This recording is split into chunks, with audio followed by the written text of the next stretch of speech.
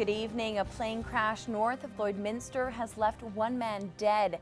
Staff Sergeant Sean LeMay with the RCMP K Division has confirmed Kit Scotty RCMP are at the scene where an ultralight plane went down.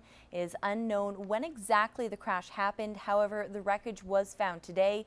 The pilot, who is described as over the age of 50, was an experienced pilot and was last seen doing takeoff and landing practices. Transport Canada is now assisting in the investigation. An autopsy has been planned for this week. A needle exchange program and their effectiveness for reducing the spread of disease has been a controversial topic in many cities, but some may not even know Lloydminster has a program of its own. Anna Stanislaw takes an inside look. The Needle Exchange program is at the Community Health Services building and started in September last year and is intended for injection drug users. The program's actually been going fairly good. We're just starting to get established and people are building up their trust at this point. The number of people who use the program vary, but there were a few complaints about discarded needles being found.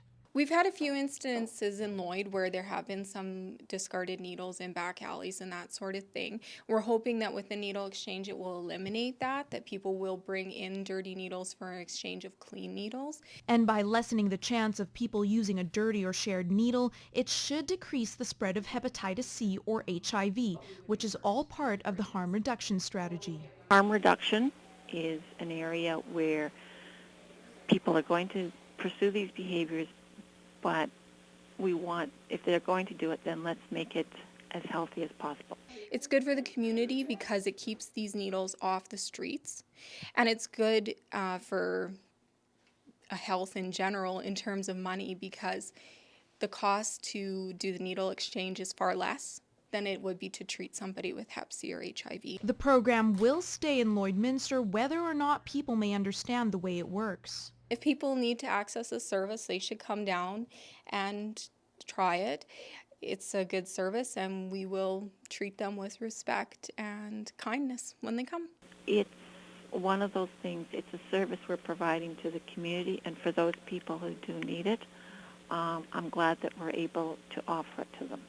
Although the Needle Exchange program has been quite discreet, posters will be popping up around town, hoping to reach those who need it the most. Anna Stanislaw, Newcap News. A 37-year-old man has died following a 14-hour standoff with the RCMP over the weekend in a garage near Meadow Lake. The man had allegedly been on the run from police after an armed robbery at a gas station. He was located a few hours later before taking police on a car chase.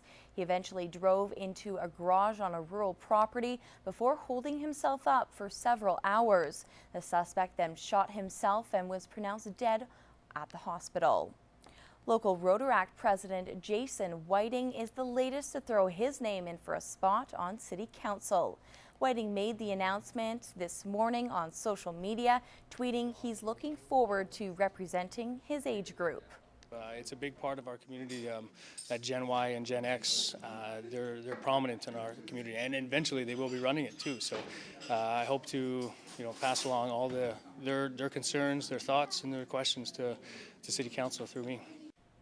Born and raised on a farm just north of the border city, Whiting has been involved in a number of local organizations. It was suggested by a few community members that maybe, with my involvement around in different organizations, that it'd be a good step to get involved in the city. Whiting is now in the process of getting the signatures needed to secure his candidacy. Wagon Week got off to a bit of a bumpy start today. Chuck Wagon cabaret headliner Wynona Judge has postponed her concert here in the border city. The news comes after the singer's husband was transported to hospital in South Dakota with serious injuries after his motorcycle bike collided with an oncoming vehicle. Wynona was on a separate bike and was not involved in the accident. The concert was supposed to be held on Saturday, and the exhibition is asking that you keep your tickets until a new plan is in place. Just hang on for a day or so. The event's still going to go. The cabaret's going to go. We are just looking for a good replacement for Wynona, and then we'll make some announcements, and we'll have a plan in place within the next day or so. The Lloydminster exhibition is asking ticket holders to be patient and give them time to figure out what they can do to put another show on. There is no word yet on when Wynona's show will be rescheduled. Rotary Club had a special guest speaker this afternoon as a well-traveled youth worker made his way to the border city where he's been living for the past month. Daniel Sachlama was born in Africa but has moved to Canada after spending parts of the past 8 years traveling back and forth with different youth groups. Something I believe I would always recommend that every youth once in a lifetime should participate in that, because what it does is that it makes you an open-minded person. You're able to accept other people as well as accept yourself, and then know who you are and then know who other people are. A passion for youth is what drives Daniel to continue his work every day. I always want to emphasize on is the youth are the future leaders. And that is something that has been my strength, and something I always want to emphasize on is to build their capacity, build who they are. Daniel adds that his goal is to bring the community together and add more culture to the border city.